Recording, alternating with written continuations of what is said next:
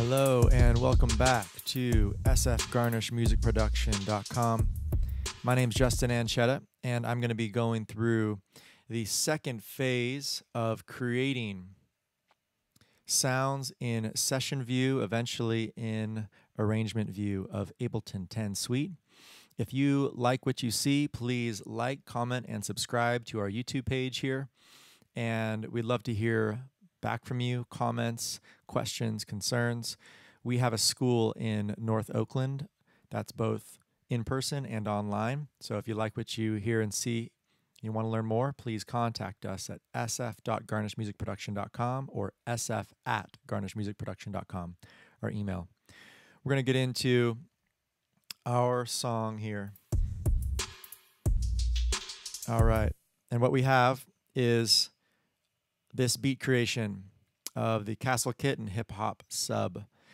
I created this in a previous post, so if you want to learn more about how I connected my hip hop and sub settings, you can check that out.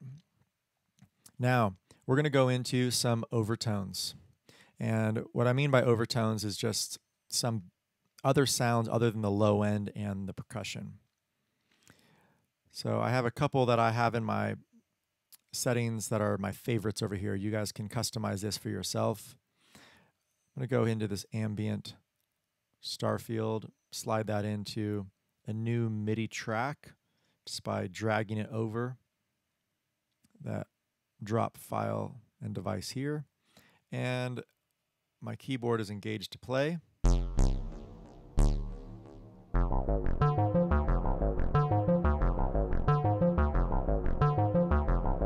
All right, so it looks like key-wise, it would be nice to have this be kind of in the same key as my bass, or maybe change my bass to the key of where these random notes are playing. So let's go ahead and listen to what I have. Okay, so it's mostly on the key of C because I created my bass this way. As you can see, your notes right here. Shows the note name. Now, let's go ahead and bring my volume down a little bit. I'm going to go X, meaning up an octave 2 times.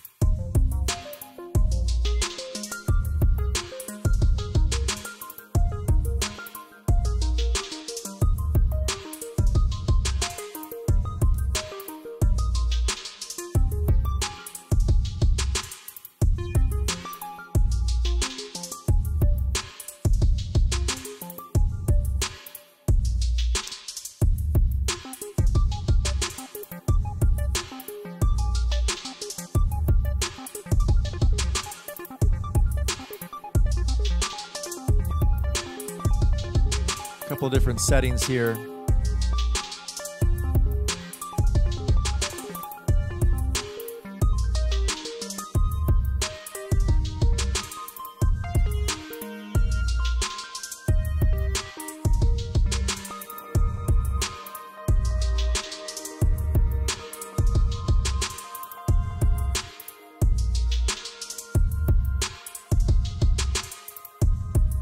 All right.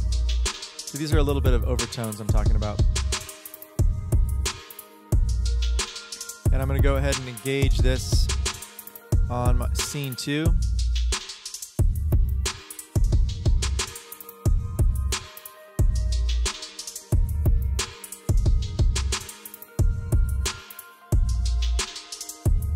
can kind of see that in the bottom left, the notes that I'm playing.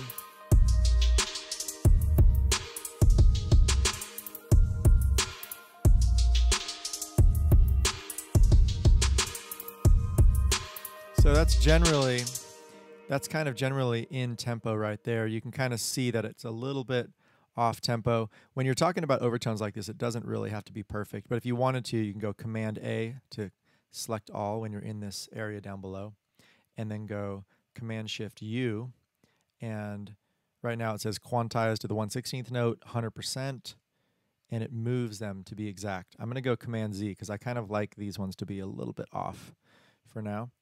So noticing that this is in scene 2, I want to make sure that my kit and my subs stay on in scene 2. So I'm going to highlight those, selecting those two together, and then Command D allows those to drop down. I'm going to do that a few times actually, because this is going to bring us to have a couple different parts that pop up. So let's go ahead and do our starting of bass and drums. Oh, I'm going to go out of record mode actually. All right. Yeah, there we go. And let's go ahead. Starting with the bass and drums. And what I did right there is I clicked this upper area 1 right here, which is the play button there. Now I'm going to go to number 2.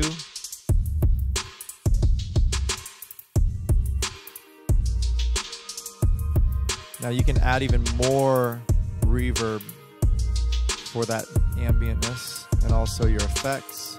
I have on send A is reverb, on send B is this 80 millisecond delay. I might want to actually change this delay to be something else.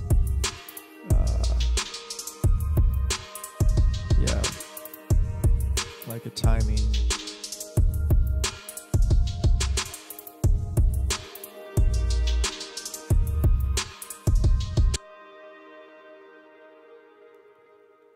All right, so it has a really nice decay time right now, which is kind of what I want when it comes out of that. All right, so that's a little bit of a soundscape. And if you wanted to add in a little bit of your own sounds, let's go ahead and try this. Notice that it works better when you have headphones on and you have complete separation. Right now, my studio where I'm at, I have 2 left-right monitors playing back, and it's going to be picked up in my microphone. So if you put headphones on, it's going to be a lot cleaner of a recording. But for the sake of this, I'm not going to worry about it. And we're going to be changing these sounds into MIDI. So this is allowing your voice to be a MIDI track eventually. So go into recording, making sure everything is working, not soloed. And we're recording on vocal 1. I just renamed that, Command R, and then put the name in. And let's go ahead and play the track. I'm going to sing something along.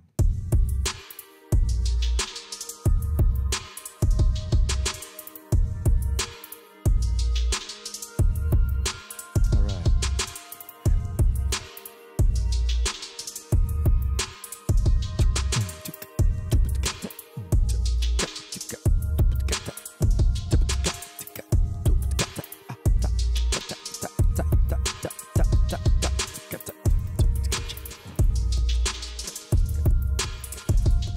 Now, the interface that I'm using right now is just a basic Behringer USB 8-channel mixer, and it's not a very good one.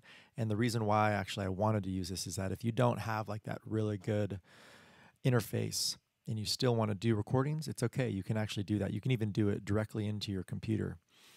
And this is how you set it up to be with no lag time. So you can see that this is what I created right here. And I just want to solo, I'm going to go solo the drums and also solo this track. So if you want to do 2 solos, you can use the command and then click your keyboard at the same time, and it allows you to solo both.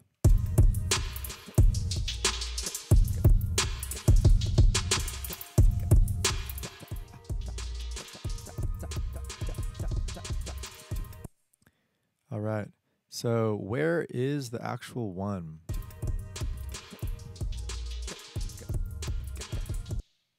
I believe that this right here is what I was trying to make the 1.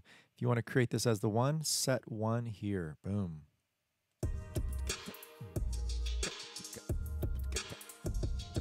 There we go. Now, what we can also do is increase the volume so that we can hear it better.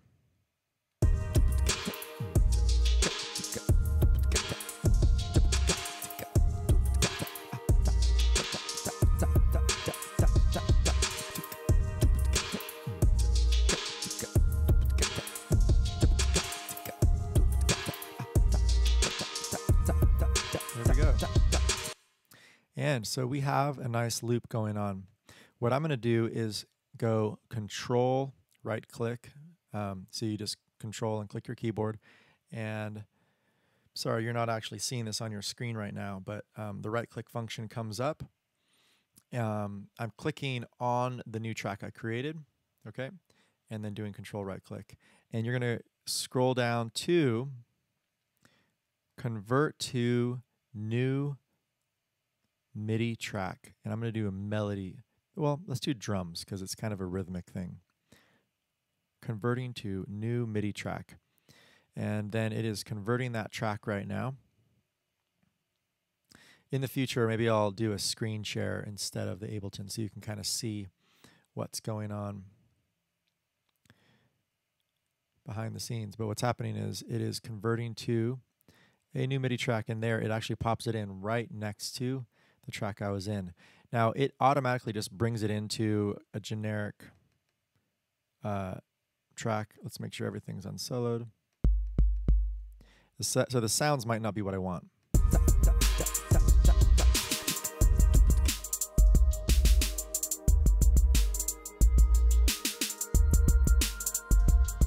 So soloing that.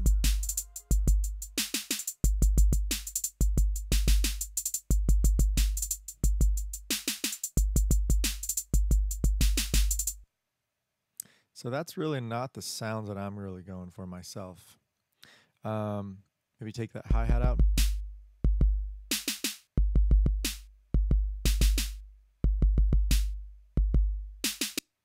So it actually picked up a lot more notes than I actually wanted it to, and then you can kind of go in here and customize it yourself. I'm not sure how much time I'll actually spend on this right now because I don't think it's totally necessary.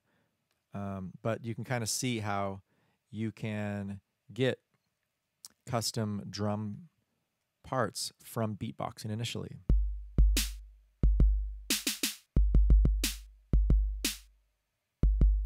Now let's say those sounds, you're like, oh, I wish there was a better kick down here that instead of the generic one that they gave us.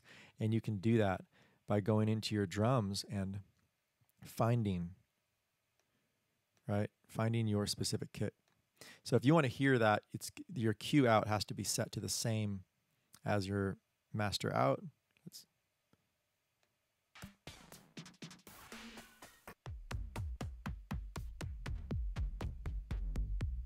So these are drum racks we're looking at right here. Let's just go ahead and type in the word kick and see if we have any nice big boomy kicks. That's probably not it. So the more that you do the back end of adding things that you like in, the easier this can, the quicker this can be. So part of this is setting up your back end.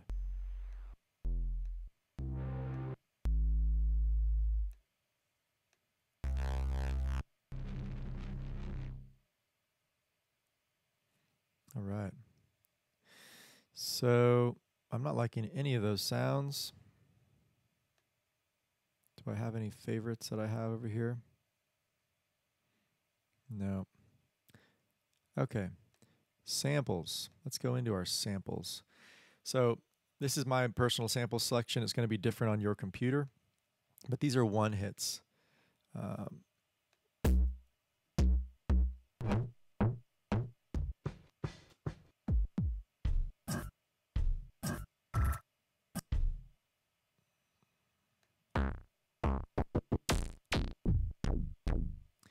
go ahead and find one that we like.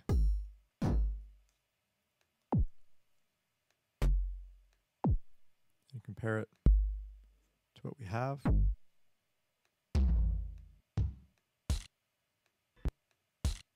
That broken one kind of sounds cool. You drag that right onto the kit and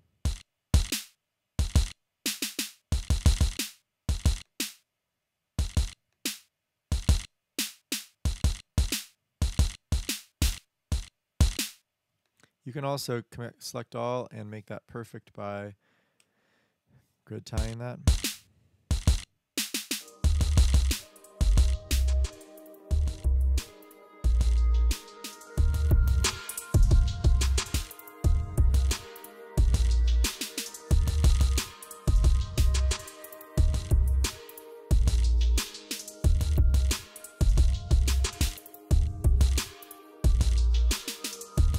you can also do is pan left, right. This is a way that you can kind of A/B things, but also it fills out your mix a little bit too. If you want to then customize this to actually get some automation of your panning, such as your ambient sounds, let's go ahead and try that out. So I'm going to make sure that our record enable, I put that on my Q feature. If you don't know what I did with this, please check out the function before. So it looks like that didn't actually record enable when I was doing that. So some features, you know, aren't as intuitive. So you can always do show automation, right click on anything to show the automation and go in and move it manually. So what I'm doing right here is shifting my panning left and right as it's being played.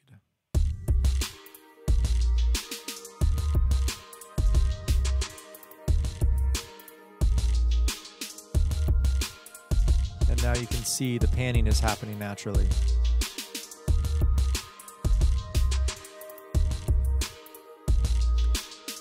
So the snare is actually not really the sound that I'm going for here.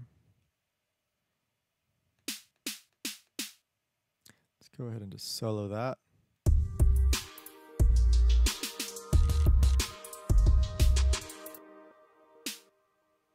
There it is.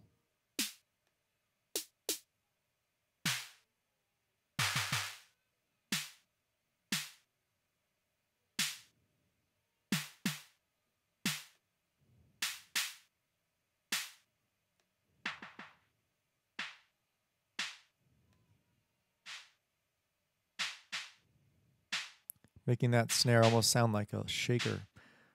Calabasa.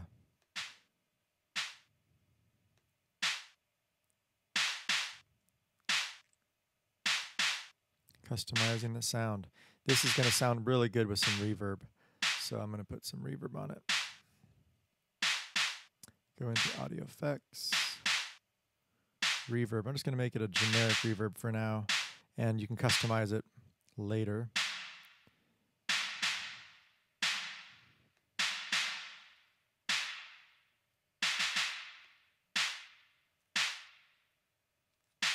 All right, let's try that out.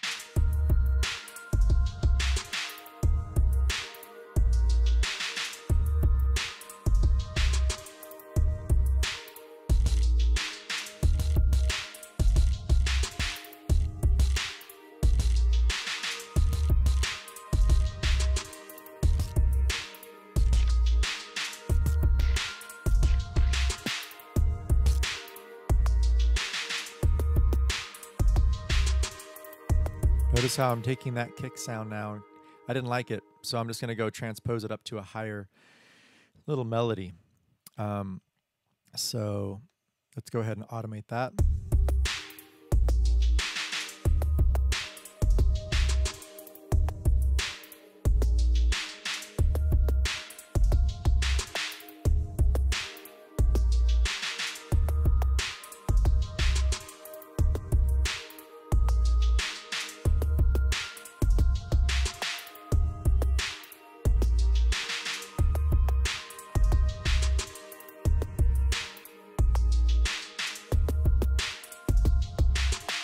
So I'm definitely liking that a lot more now.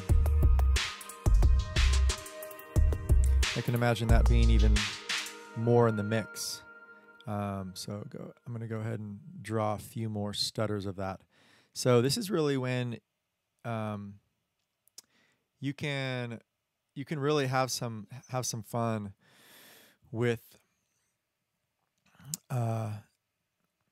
thinking you're going to go in a certain direction and then really go in a completely different direction with your sounds.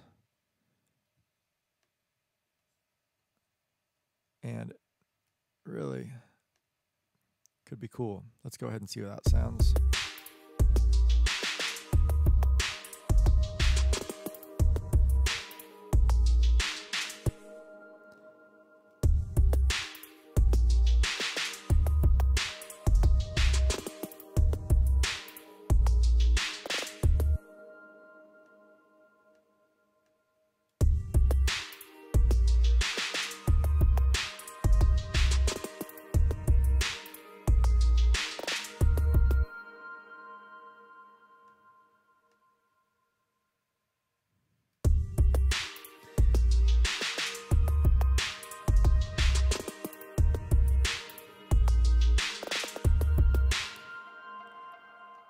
All right. So this is kind of getting a little bit nitpicky, but this is really the beautiful part about this program is that you start with a kick with your voice, and there you go. You have a really cool little percussion part. Almost sounds like a bongo that's being tuned, but it's actually a kick that's super high. So this is just a few tricks that you can have to bring in a second and third part of your song. I'm going to go ahead and play just a little bit more of how it started and then what we got into. So this is like maybe a section of a song. In the future, we would be naming these. I would name this as like verse or melody part. And rename this as intro, etc. These aren't actually done yet, but eventually that's our goal. So just make sure you guys see what I just did. I just named this upper corner here by going Command R once it's highlighted. So let's go ahead and listen. This is how it started with the beat.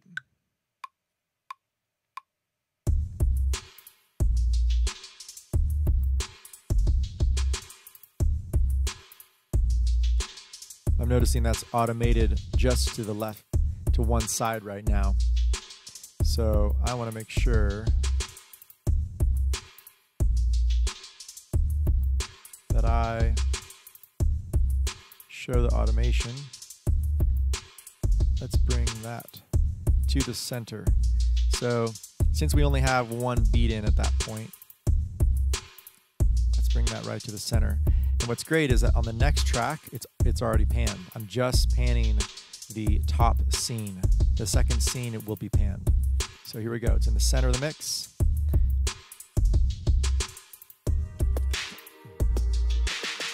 Putting some reverb on my voice.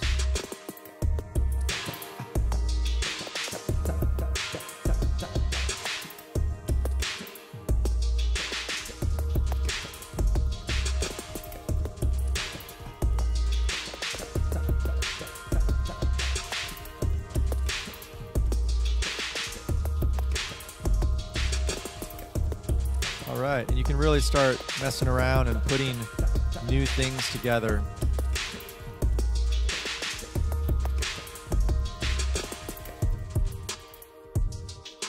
Right, and break it down right after that. I'm going to copy my first scene of my drums castle kit into my third to make that in the center. So really, every scene could be really customized. You can get really in depth. You can go all the way into the Clifex Pro programming and the scenes and creating songs that way. So if you like what you're hearing, my name is Justin Anchetta from SF Garnish Music Production, and please like and subscribe to our page. Come take a course with us. We are doing online and in-person courses from our boutique studio in North Oakland. So please, once again, go ahead and check out Ableton 10 Suite, which is what we're using here. We also teach Logic and Pro Tools and sound design, mixing and mastering, DJing, the list goes on. If you have any questions for me, please put them in the comments below, and we look forward to seeing you in the near future. Have a great rest of your day.